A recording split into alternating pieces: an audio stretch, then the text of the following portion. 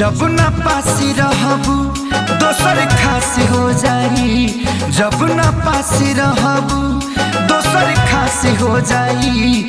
तोहरा चलते ही दीवाना बदमाश हो जाई, तोहरा चलते ही दीवाना बदमाश हो जाई।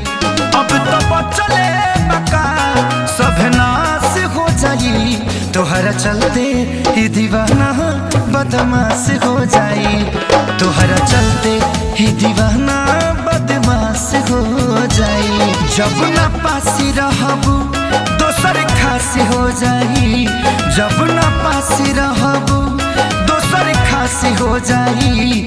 तोहरा चलते ही दीवाना बदमाश हो जाई, तोहरा चलते ही दीवाना बदमाश हो जाई।